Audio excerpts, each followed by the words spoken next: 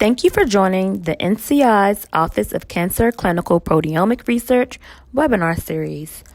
As a part of NCI's Cancer Continuum, OCCPR mission is to improve prevention, early detection, diagnosis, and treatment of cancer by enhancing the understanding of the underlying molecular mechanisms while advancing proteome and proteogenome science and technology development. Through the integration of genomics and transcriptomics with proteomics, also known as comprehensive proteogenomics, OCCPR's aim is to advance basic, translational, and clinical research through OCCPR-supported programs. This webinar series hopes to educate you to all the resources OCCPR and its researchers have to offer. Hi, everyone. I guess you hear me okay. My name is Mehdi Medri. I'm a program director in the Office of Cancer Clinical Proteomics Research at the National Cancer Institute. I would like to welcome you all to second webinar series from our office. Today, we talk about NCI's Assay portal. We are recording this webinar, and so the recording will be made available at proteomics.cancer.gov in a few weeks. This is an interactive webinar. So the way you can interact is through WebEx interface. So you can send your questions anytime as we present, or after the presentation is over. You can use the chat box in the lower box, and we'll try to answer at the end of the presentation. Again, my name is Mehdi Medri, and I'm joined by my colleagues, Karen Ketchum from ESAC, as well as Jeff Whitaker from Fred Hutchinson Cancer Research Center.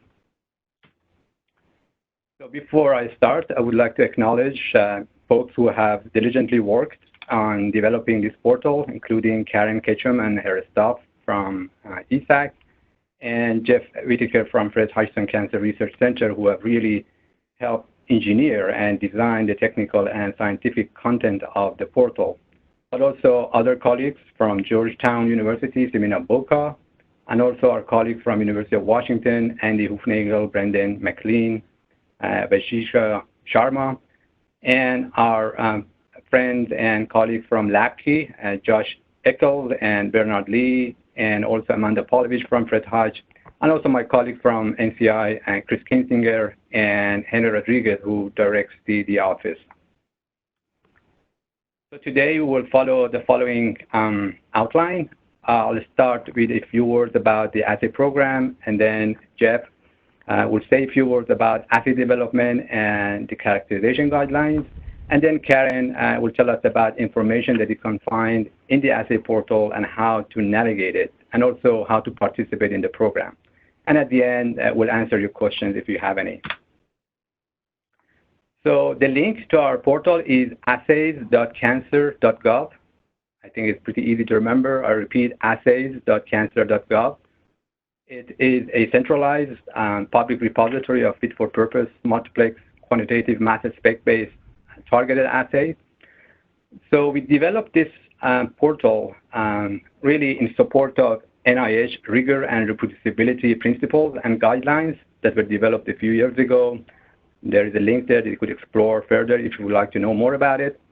The overarching goal of this program is really to disseminate these highly characterized proteomics assays to the community, along with access to SOPs and the reagents and assay characterization data.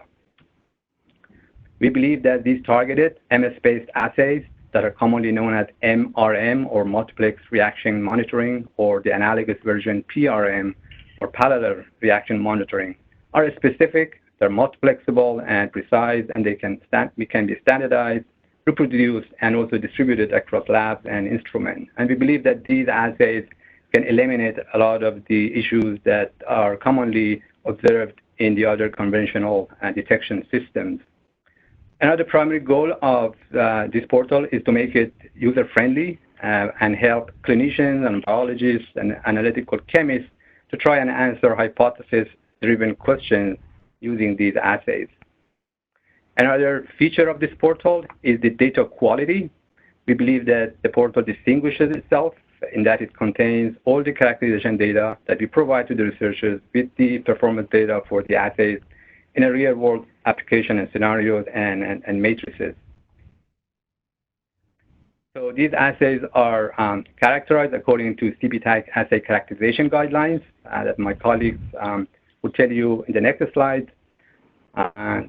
All the detailed characterization data are available for each of the assays, and that enables researchers to evaluate the performance before launching these assays in their labs. And another point that I wanted to mention is that these assays that we present in the portal really represent Tier 2 assays. And this classification was developed based on a framework for MRM assays validation that we established in 2014 in a workshop with help from outside community. And I have a reference down there you could further research and figure out what those tiers are. Some of the features for Tier 2 assays really include moderate to high and degree of analytical validation. They also have their labeled internal standards. They have high degree of specificity and also moderate to high degree of precision. So at this point, I hand over the control to my colleague. Jeff Whitaker would continue telling us about assay development. Thanks, Mehdi. I just wanted to share a couple of notes about how assays are developed. Whether you're developing assays to contribute to the portal or downloading the material that's on the portal and interested in adapting those assays into your research. The workflow is very similar, so I kind of highlighted just the overview steps on the left. So these are all targeted mass spectrometry-based assays, so they all are based on a target peptide sequence that will be to a given targeted protein. There's some method development or optimization associated with that, so identifying the appropriate chromatography conditions, what kind of sample preparation, whether or not there's enrichment or fractionation required to analyze that peptide, and optimizing the mass spectrometer and so forth. With your developing assays, these parameters are available for download on the portal. And if you're developing to contribute, you should be aware that all of the protocol, all the data and workflows are based on the Skyline Panorama workflows that were developed at the University of Washington. And so it's nice to be familiar with those before you download assays or when you start developing assays to contribute to the portal. Another note in identifying the target peptide sequence is that a variety of targeted methods are possible. So as Mehdi mentioned, MRM and PRM workflows are both amenable to data going through the portal. And the existing assays that are on the portal might be mined for target selection. The portal is not meant to be a database of all peptides possible for a given protein. Rather, these are highly characterized assays, and so you can, it is possible to mine which ones are already developed to get an idea of the performance of those peptides in real use. And as Mehdi mentioned, the real strength of the portal is all the assay characterization data that are available. So this includes all of the protocols used in preparation of samples or in performing the assay characterization experiments that I'll talk about next. And there's guidelines available for how the data are annotated in these assay characterization experiments available for download on the portal. And there's also a new tool available through Skyline called MS Inspector that can help you evaluate your own data prior to upload. Okay, next slide, Mehdi. We've talked about the assay characterization guidelines. These are experiments identified and designed by working group through the CPTAC program in order to identify sort of the basic performance metrics associated with each of the assays. All of the data here, where available, are displayed in these figures, kind of a little example here on the right of the slide for each peptide assay on the portal. There's 5 experiments in total covering response curves where you're looking at examining the linearity of the assay. Experiment 2 is a repeatability, looking at the intra and inter-assay variability. Experiment 3 is looking at selectivity, so identifying where there might be interferences in different biological matrices. Experiment 4 looks at the stability of the reagents, primarily after sample processing. And then experiment 5 is designed to examine the reproducible detection of endogenous analyte, basically looking at a 5x5 matrix of measuring your analyte over time. You should note that the experiments 1 and 2 are the only experiments absolutely required for an assay to be on the portal. So if you're browsing the assays, a lot of them will just have data for experiment 1 and 2. However, some will have experiments 3, 4, and 5, and we encourage any contributors to try to meet all 5 experiments for upload. There's a guidance document that describes all of these experiments and how you might conduct or interpret the data from them, and that's available for download from the assay portal itself. Thanks, Mehdi. Thanks, Jeff. So Karen is going to tell us about how you can navigate the portal. Okay, first I want to, this is Karen Ketchum from ESAC. First I just want to do a sound check. Can everybody hear me? Mehdi, yes? Yes. Yes. Great, okay. So I'm going to go through 5 different areas. One is how do you get to the CPTAC assay portal? I'm going to look at 2 types of information pages, a database of the qualified assays, and then an overview of the assay details page. Following that, I'm going to present a couple of the search features that we have so you can find the assays that you're interested in, and then just briefly touch on what you might need to do if you want to prepare your assays for submission. So what I'm going to do next is I'm going to share my screen, and I'm going to go to the live demo, I think. All right. Okay.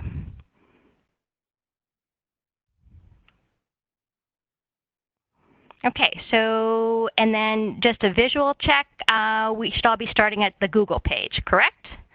You can see that? Okay, great. So the first thing you need to do is just remember the term that Mehdi mentioned at the beginning, assays.cancer.gov.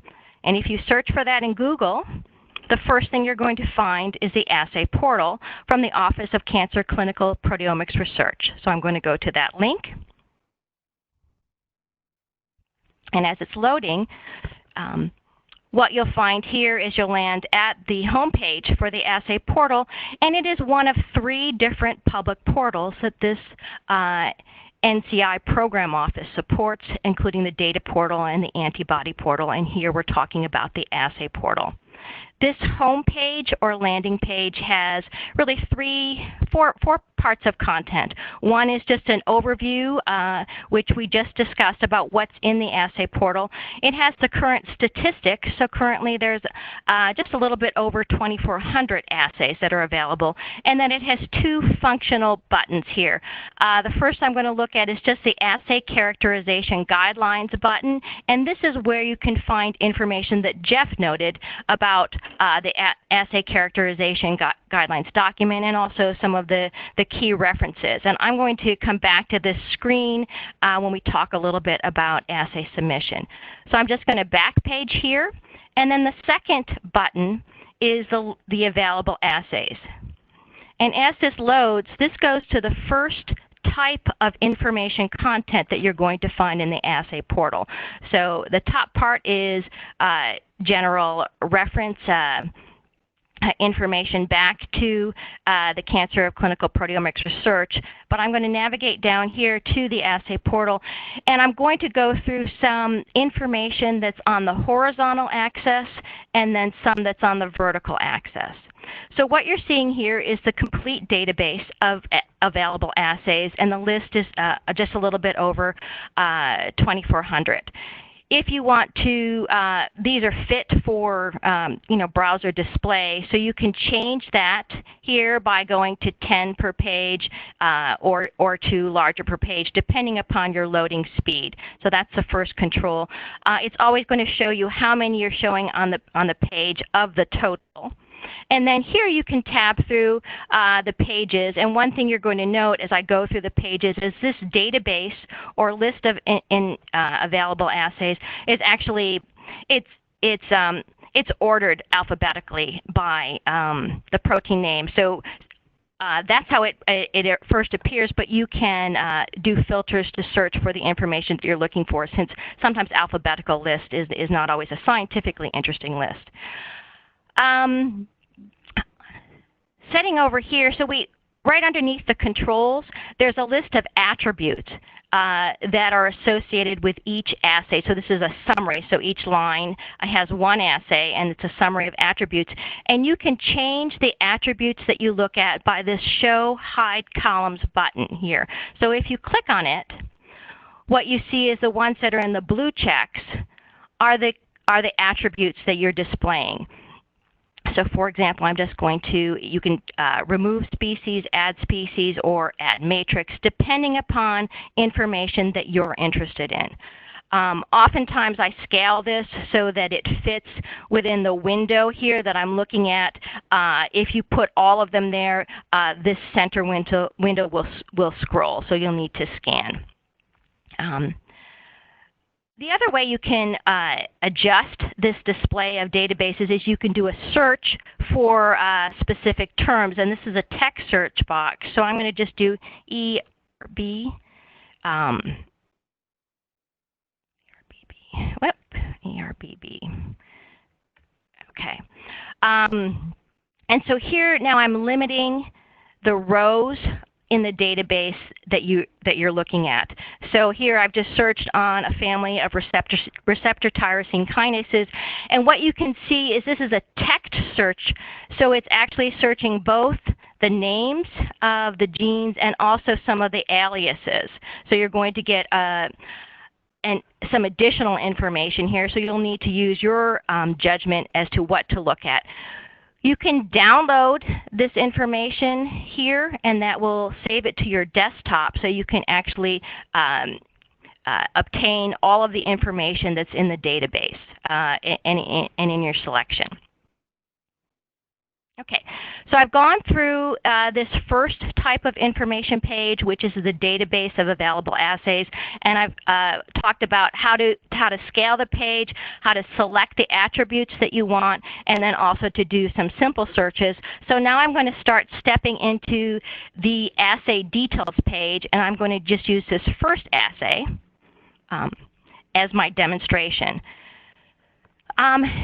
The assay details page is actually very rich, so I'm going to take my time to go through each of the cassettes of information that you're going to see.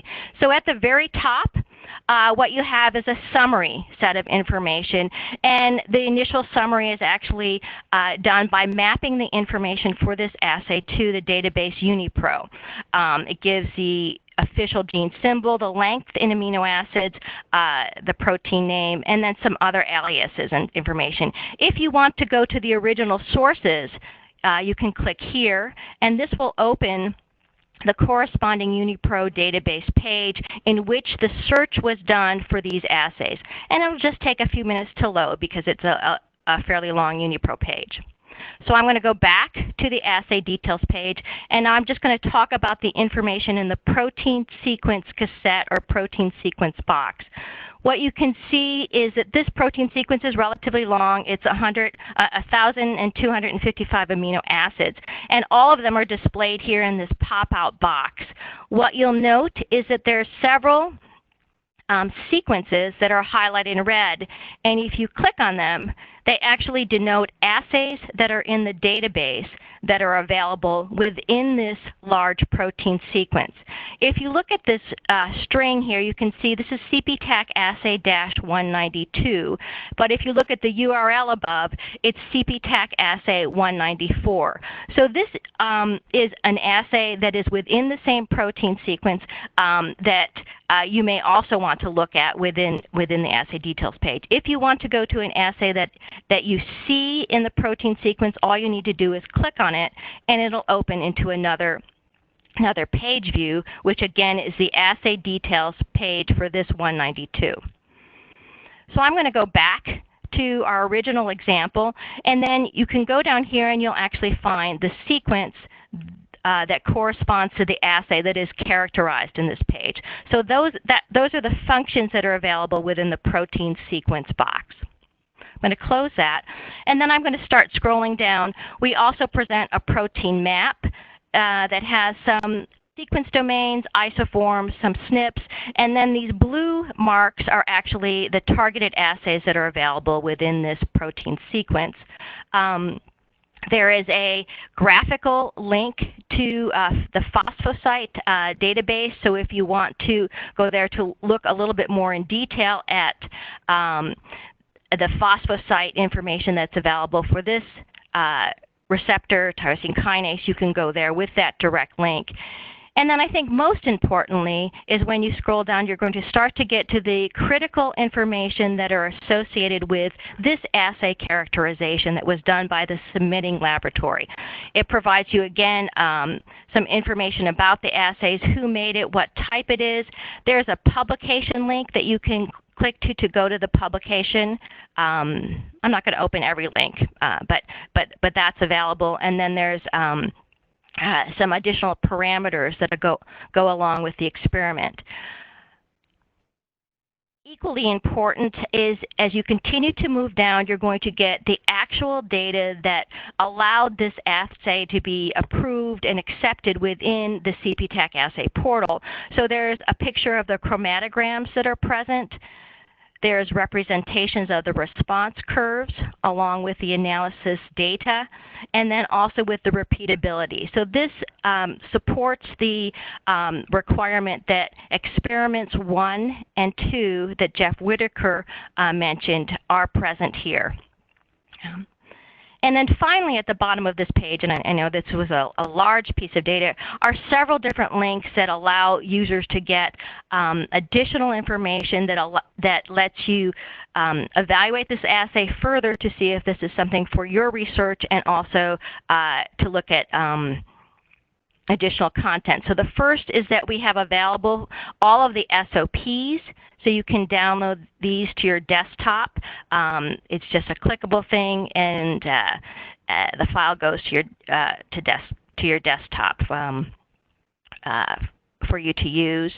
And then I'm just going to close this. And then there's also links to the comprehensive set of data, which is actually housed in the data warehouse. It's called Panorama. For those of you that are familiar with targeted assays, there's kind of information flow from the software Skyline, which then packages the information into available for others into a data warehouse called Panorama. And we also interact with Panorama from the CPTAC assay portal. So what you can do is if you click on these links to Panorama, what it will do is it will open the public repository in Panorama for additional chromatograms and additional information for this assay. So although we present a summary here in the assay details page, it's rich with links out to other resources. Okay. All right.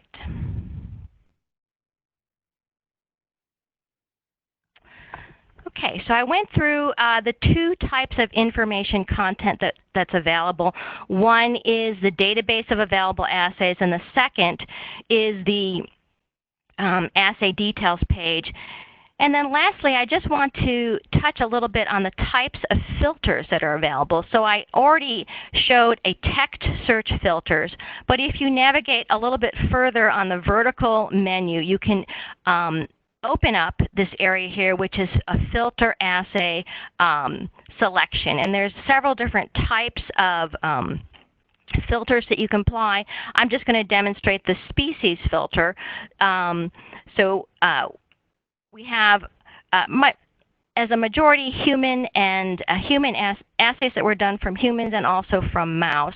And so what you can do is if you put the species filter on for humans, you can see that there's a little bit over 1,500 human assays that were characterized in human. And then our other really large and compelling collection is actually from mouse.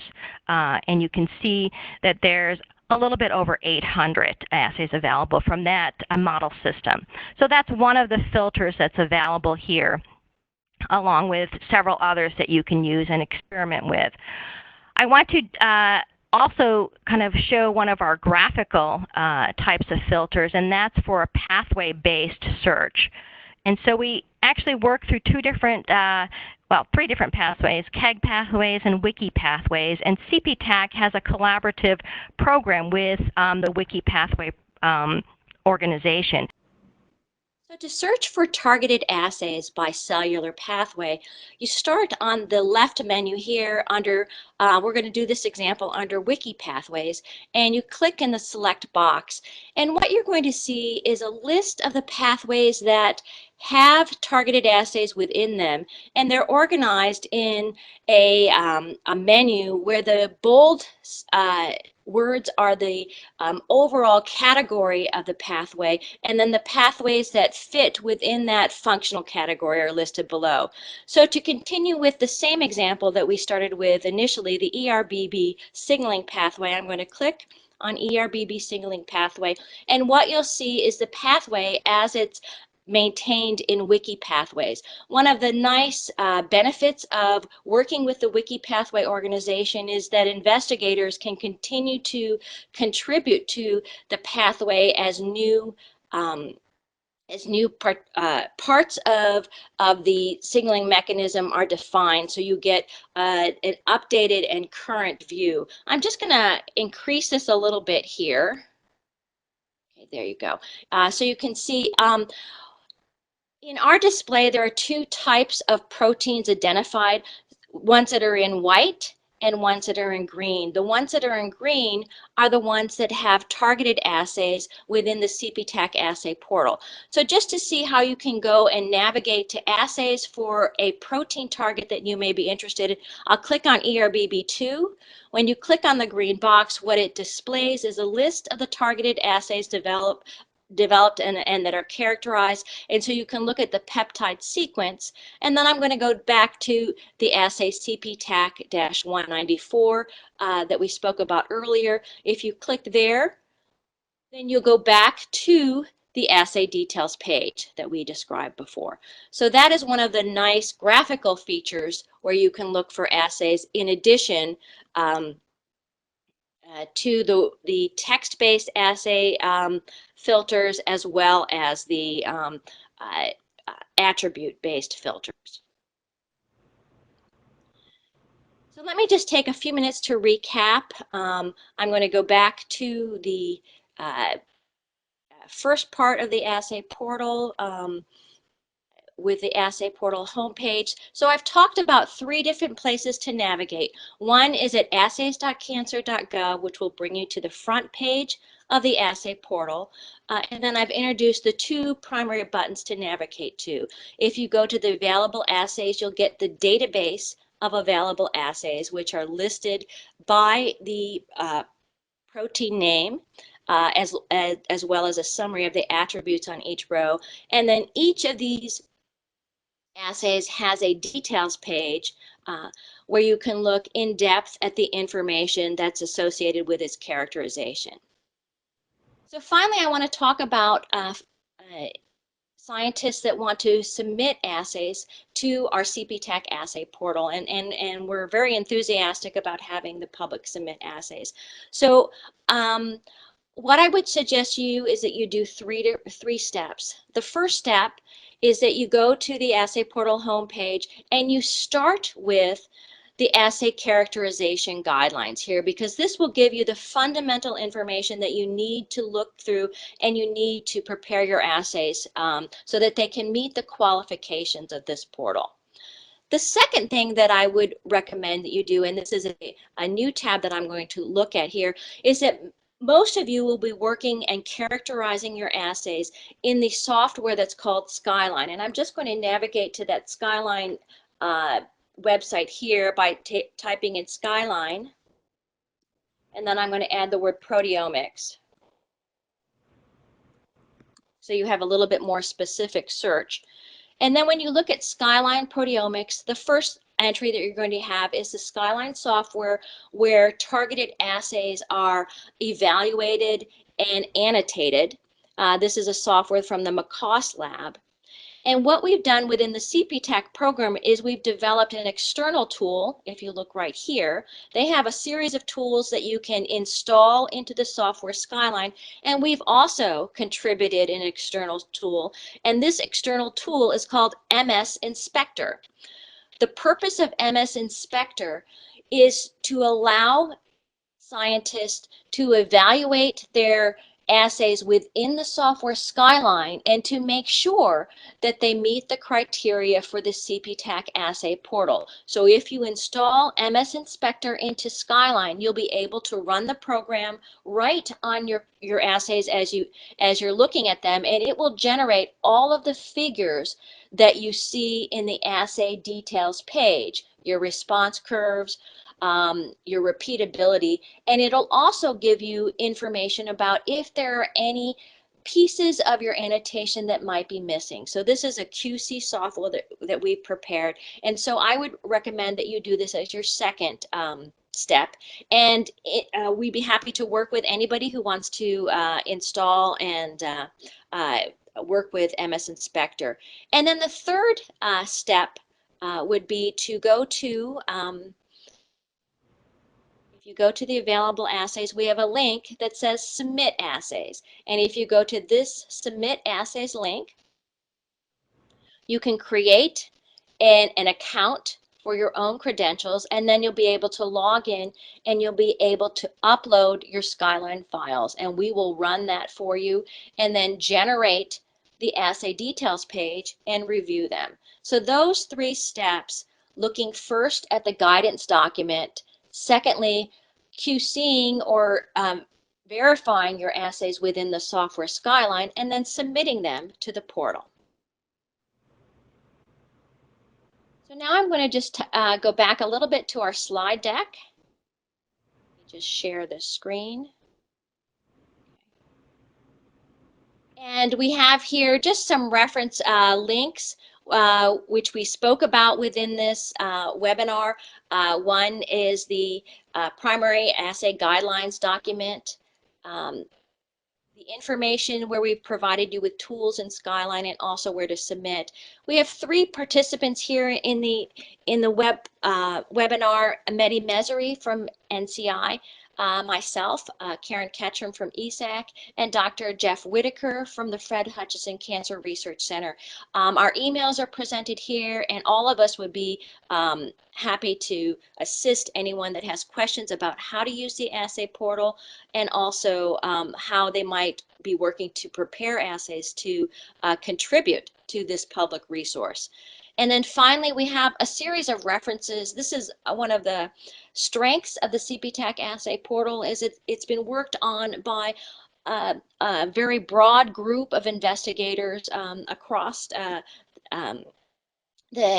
CPTAC community. And so here are some of our landmark references that you may want to look at as you're considering how to use the content within the assay portal for your research, or preparing assays to the guidelines that are were established by the CPTAC Assay Portal Working Group.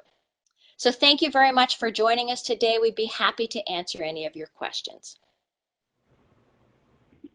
One question that I have received is that, do you consider proteins which are not developed as part of a cancer-related panel, say, for example, CNS? So yes, we do consider other type of panels. We know that most of the assays, or all of the assays that we have right now, are derived from cancer publications. But if you have assays that are part of another kind of disease panel, say CNS or diabetes, we do consider those as well. Obviously, down the road, we will define filters and tools that would enable you to differentiate cancer targets from other disease types. So yes, we do consider those targets as well. I have another question. Is the portal limited to MS-based assays, or you consider other assay types, e.g. array-based or IHC-based, etc.? So, yeah, currently we only consider MS-based assays because we know that most of the assay types require their own guidelines and best practices. And for now, we are focusing on a proteomics assay mainly because it's in line with CPTAC large-scale profiling effort that we do, and also the scope of the studies that we have in our program. But in the future, maybe we'll reconsider that. But at this point, we only consider MS-based assays. Any other questions? Okay, I got another question. Once assays are submitted, do you check for quality? Yes, once we receive your assays, the assays go through some quality control by NCI staff here just to make sure that they follow the guidelines and conform to the specification that we have set out in our criteria. And of course, if the assays do not qualify, we will send them back to the submitter and we'll ask them to rectify it and improve it and send it back if they can.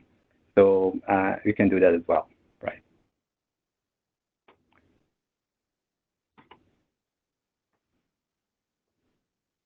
We have another question whether the webinar recording will be available. Yes, as I mentioned at the beginning, it would be available in assay.cancer.gov site in about maybe 3 weeks from now.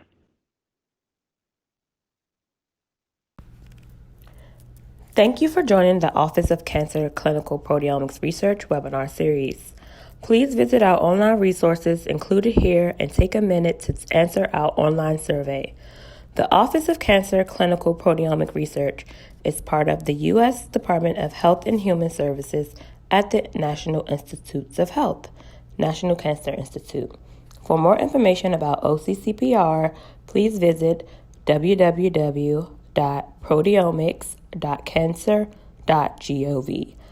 For general information about cancer or clinical trials, please call 1-800-4-CANCER.